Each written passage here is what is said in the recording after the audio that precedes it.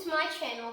Today I'm going to talk about a very interesting person who has inspired and changed many people's lives. She was the first woman to cross the Atlantic Ocean in a solo flight. She is also an American aviation pioneer and a book author. She is also known as Lady Lindy, and she is none other than the Amelia Earhart. Amelia Earhart was born on 1897, and as a young girl, she loved to adventure, but she knew that adventuring wasn't just ponds and lakes. She needed to get up into the air. But one day, something was going to hit the world very hard: the Spanish flu pandemic. Whenever Amelia Earhart started doing different jobs, she had some experience as a nurse. One day, whenever she saw lots of soldiers coming from the trenches, their faces was weary and pale-faced, and they were all sick. Amelia Earhart knew she could do something, and she should do something. So Amelia Earhart went and started helping them. She started cooking meals for the people that needed special meals, and she started helping the wounded. Then, soon Amelia Earhart got sick herself. She got the Spanish flu and was hospitalized for a few months. But soon, she got back up. In 1920, her father took her to an air show at Long Beach. It was very amazing. Amelia's father asked the pilot to take Amelia on the plane. So, it was only 10 minutes, 10 life-changing minutes for Amelia. Those 10 minutes were so important to her. Ambition sprouted in her heart. She knew she wanted to fly. She wanted to be a pilot. So her journey started from there. Sadly, soon her family had some in money crises. So they lost some money, so Amelia had to work for herself. She had to start doing different jobs to complete her studies and to take lessons. Amelia's parents bought her a biplane, but since the money crisis, she had to sell it.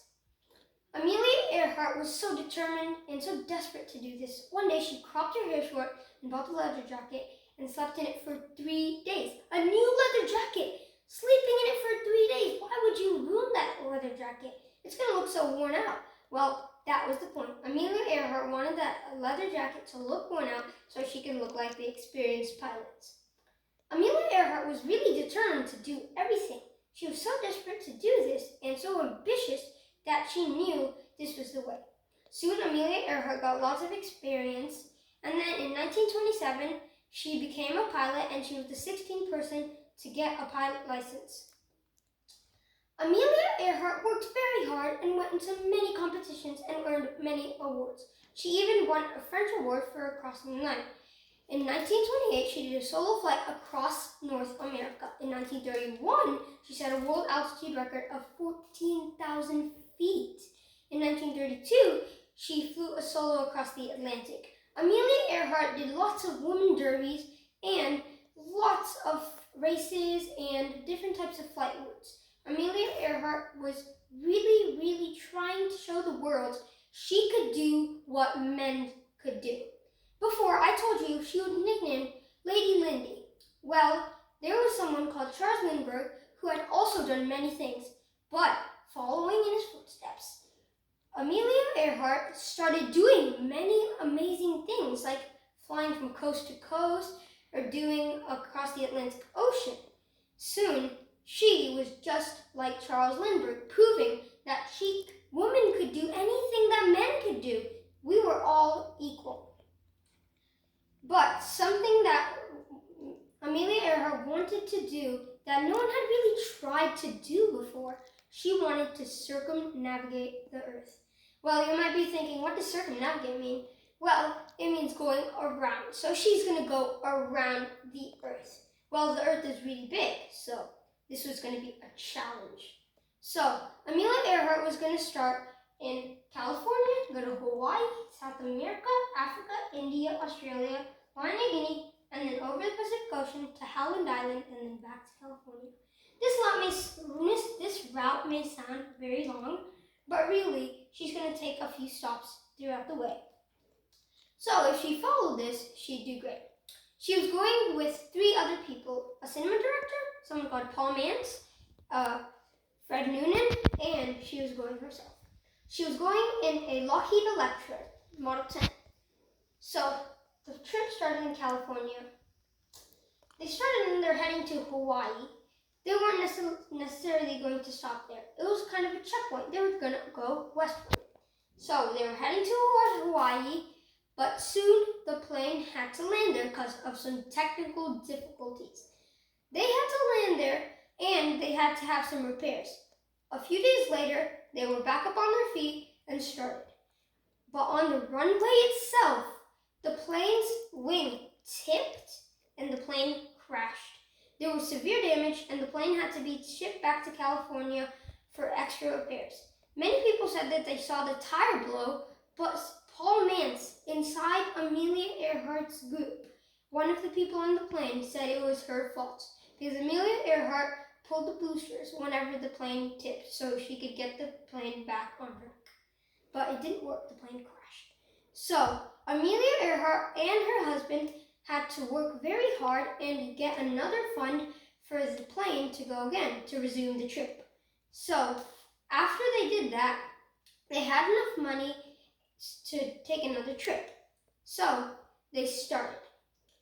But 2 of the 3 people that were going with Amelia Earhart left the group. So that left with one person, Fred Noonan. This was going to be a slim chance for them because they only had one person out of the 3 people which were very, very good at their job. So they set off. But this time, instead of going to Hawaii, they thought it was easier to go to Miami, Florida. So they started at California, went to Miami, Florida, which is still in North America, but they were going to go over here and then down. So they went to California, Miami, Florida, then to South America. There was a few stops, into Africa, a few stops, and then India, 1 stop, and then they started stopping, and then they went to Australia, then New Guinea. They were there. They were almost about to finish it. They had done 22,000 miles, and they only had 7,000 miles to do. They had only a little bit more to go, and they were about to complete this challenge. There were lots of crowds there cheering and clapping and saying that you can do it, just one last stretch. They were going over the Pacific Ocean, the most hardest, most vast course of this journey. They were about to face their main challenge in this journey, the Pacific Ocean. So they flew over the Pacific Ocean. Many people were waiting at Howland Island where they were supposed to land. But there was a radio transmission to a ship called the Ithaca. They heard a transmission from the Lockheed Electra that they were near Howland Island, but they checked everywhere around the island, but they weren't anywhere. But it happened to be that they were 5 nautical miles away from Howland Island. Many people started searching, but they never landed anywhere. No one saw them again. Then the government started searching for 2 weeks. They spent $4 million into searching for them. About 60 planes and about 9 ships were out searching the vast Pacific Ocean and all the islands near. Then no one found her. Then her husband started searching for 2 years. 2 years they started searching, but they couldn't find her. In Jan 1938, they declared she was dead. Then there's something that I wanted to tell you guys that I think, and it is on the web, that if Amelia Earhart is really, intelligent, smart, a very good aviator, but she's not a brilliant one. You might be thinking, what's, the difference between brilliant, intelligent, and smart? Well, in this case, the difference is that she couldn't adapt to the new technology that keeps on coming. There's always new technology, but she couldn't adapt to them fast enough because she was always occupied with other people. So Amelia Earhart followed one thing, her instincts. Her instincts is what kept her flying through these challenges. Her instincts is what kept her in the air.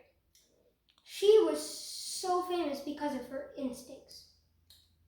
So if Amelia Earhart could adapt to this technology at least a little bit more, definitely, finish this. Because whenever she sent the message was that she was sick. She was having dysentery. She was not feeling well. But the ship sent back transmissions after transmissions, but the plane could not hear it. They were scheduled to do it, but in some photos, some people said that they did not see an antenna on the plane. So the plane couldn't get the messages that were coming to it. And they also said that Amelia Earhart cut off the antenna because it was annoying her whenever she was flying, which we wouldn't do because we know that is very life-saving. It's what keeps us in contact with the other ships.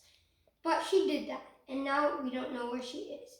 There has been many theories about this, from alien abductions to sinking into the ocean.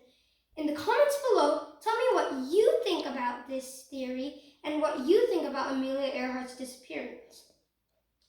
And I hope you liked my video, and share this with your friends and your family, and subscribe down below. Let's learn, and thank you for seeing my video.